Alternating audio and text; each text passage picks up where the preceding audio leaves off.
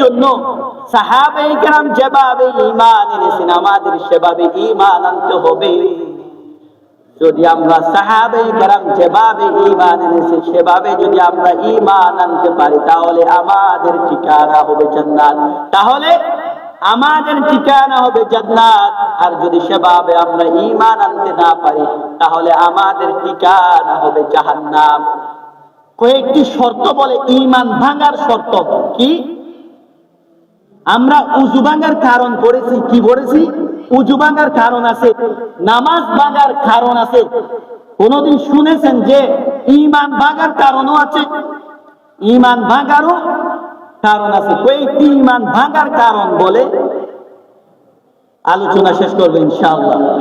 ঈমান ভাঙার কারণ, যদি এক নাম্বার, যদি কেউ শিরকে আকবর করে, শিরকে আকবর অর্থাৎ আল্লাহ তাআলার সাথে যদি কাউকে শরীক করে, কাকে শরীক করে? স্বার্থ ছাড়া ভালোবাসে না, কেউ কাউকে স্বার্থ ছাড়া ভালোবাসে না। এই দুনিয়া হচ্ছে বড় স্বার্থপর। এই জন্য এমন আমল করবেন যেন কবরও শান্তি পান, আখিরাতেও শান্তি পান, দুনিয়াতেও শান্তি পান। একটা শাড়িতে শুনছি যে জানলে কি আর করতাম আমি, জানলে কি আর করতাম গুনাহ বাবা মাওলানা, জানলে কি আর করতাম গুনাহ বাবা মাওলানা, না জানিয়া ভুল করেছি ক্ষমা করো না। নাউজুবিল্লাহ বলেন, আওয়াজ করে বলেন, আরো বলেন নাউজুবিল্লাহ। কি? জানলে কি আর করতাম গুনাহ বাবা মাওলানা, না জানিয়া ভুল করেছি ক্ষমা করো না। ক্ষমা করার মালিক কে? ক্ষমা করার মালিক কে? এই দুনিয়ার কোন মাখলুক কোন বান্দাকে ক্ষমা করতে পারবে না, শুধুমাত্র কেবলমাত্র আল্লাহ তাআলা ব্যতীত। এই দুনিয়ার জমিনের কোন মাখলুক, কোন বন্ডরা, কোন ইহুদি খ্রিস্টান বন্ড দান্দাবাজ, কোন ইহুদি খ্রিস্টান কাউকে ক্ষমা করতে পারবে না। এইটা যে ব্যক্তি বলছে তার ঈমান তো নাই। যে এই বাক্যের উপর যারা আমল করবে, আল্লাহর কসম এই মসজিদে বসে চ্যালেঞ্জ করে গেছি, কেউ যদি এই বাক্যের মধ্যে যে ঈমান থাকবে না, ঈমান আছে বলতে পারবে, আমি দাড়ি পর্যন্ত একেবারে মন্ডিয়ে ফেলবো। এই জন্য বলতেছি ভাই, এমন আমল করবেন যে আমলের কারণে আপনাকে জান্নাত পর্যন্ত নিয়ে যাবে, জাহান্নাম থেকে রক্ষা দেবে। যদি কিছু চাইতে হয় কার কাছে যাবেন? কিছু যদি চাইতে হয় কার কাছে যাবেন? আল্লাহ হচ্ছেন সর্বদাতা, আল্লাহ হচ্ছেন রাজ্জাক, আল্লাহ হচ্ছেন ফাত্তাহ, আল্লাহ হচ্ছেন সামিউল বাসির, আল্লাহ হচ্ছেন সাত্তারুল উয়ুব, আল্লাহ হচ্ছেন গাফফারুজ যুনুব, আল্লাহ হচ্ছেন গফুরুর রহিম। কারো পক্ষে সম্ভব না। তারা বলে কি? পারলে জানলে কি আর করতাম গুনাহ বাবা মাওলানা। এখানে শিরিক, এটাকে বলে শিরিক আকবর, এটাকে বলে শিরিক আকবর।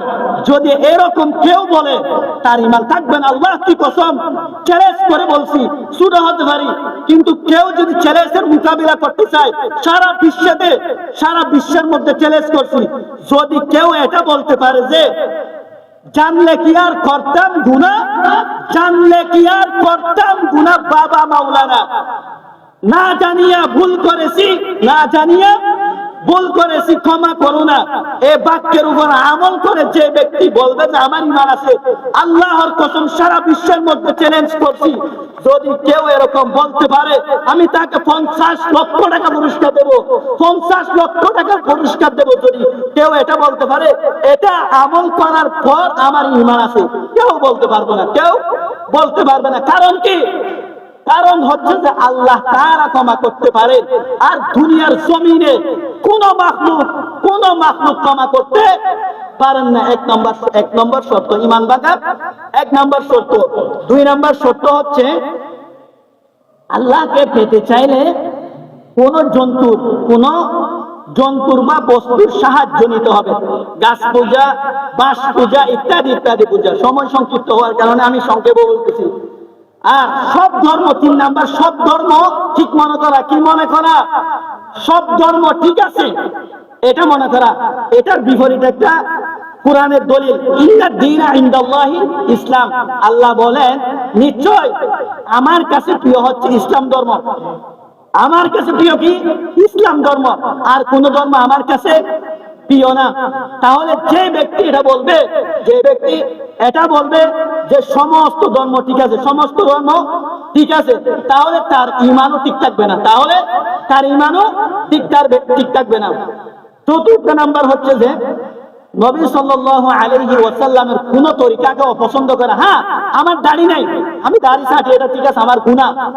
যদি কেউ এটা ভাবে যে দাড়ি না রাখলে সমস্যা নাই, হ্যাঁ এটা একটা সুন্নত, এটা একটা সুন্নত, হেও মনে করা, ছোট মনে করা, হ্যাঁ আমি দাড়ি রাখি না, নামাজ পড়ি না, এটা ঠিক আছে, এটা একটা গুনাহ, এটা ঠিক আছে, কিন্তু এটা মনে করা যে এটা একটা সুন্নত, সারে দিলে কি, এভাবে হেউ মনে করা, ছোট মনে করা, এটাও যদি কেউ করে তাহলে তার ঈমান থাকবে না। 5 নাম্বার, যদি কোন মুসলিম নামদারি, কথা বুঝতে হবে, কোন মুসলিম নামদারি ব্যক্তিকে সাহায্য করা, সে ইহুদি খ্রিস্টানের দালাল, সে ইহুদি খ্রিস্টানের দালাল, মুসলিম নামদারি ইহুদি খ্রিস্টানের দালালকে যদি আমরা আর্থিকভাবে কথা দিয়ে, কাজের মাধ্যমে, টাকা পয়সা দিয়ে যদি সাহায্য করি, তাহলে আমাদের ঈমান থাকবে না, তাহলে আমাদের ঈমান থাকবে না। 6 নাম্বার, যদি শরীয়তের কোন বিষয় নিয়ে ঠাট্টা মজাক করে, তাহলে তার ঈমানও থাকবে না। 7 নাম্বার হচ্ছে যে দ্বীনের ব্যাপারে একেবারে গাফেল হওয়া, দ্বীনের ব্যাপারে একেবারে গাফেল হওয়া, অর্থাৎ নামাজ তো একটু এটাও জানে না, জুমার নামাজ কয় রাকাত এটাও জানে না, উজুর ফরজ কি জিনিস এটাও জানে না, নামাজের ফরজ কি জিনিস এটাও জানে না, কোরআন পড়তে জানে না, অথচ সে দাবি করতেছে আমি মুসলিম ঘরে জন্ম, আমার নাম মুসলিম। এটা হলে হবে না, এটা হলে তার ঈমান থাকবে না, এটা হলে তার ঈমান থাকবে না। আর 2 মিনিট, ঈমান বাড়ার আমল, ঈমান বাড়ার আমল।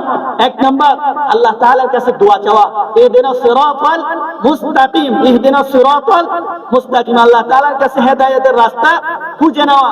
2 নাম্বার, কোরআন তেলাওয়াত করা, কি করা? কোরআন তেলাওয়াত করা। 3 নাম্বার, নামাজ, 5 ওয়াক্ত নামাজ ওয়াক্ত মতো ইমামের সাথে, জামাতের সাথে পড়া। 4 নাম্বার, নফল নামাজ বেশি বেশি পড়া। 5 নাম্বার, 1 টাকা হলেও প্রতিদিন, 1 টাকা হলেও সদকা করা, প্রতিদিন 1 টাকা হলেও সদকা করা। যে কিছু বলছি আল্লাহ তাআলা এখান থেকে যেগুলো ভুল হয়েছে এগুলো আল্লাহ তাআলা ক্ষমা করে আল্লাহ তাআলা আমাদেরকে ঈমান আমল নিয়ে ভালোভাবে ঈমানের উপর এবং ঈমানের উপর চলার জন্য আল্লাহ তাআলা আমাদেরকে তৌফিক দান করুন। আমিন। ওয়া আখির দাওয়ানা আলহামদুলিল্লাহি রাব্বিল আলামিন। আসসালামু আলাইকুম ওয়া রাহমাতুল্লাহ।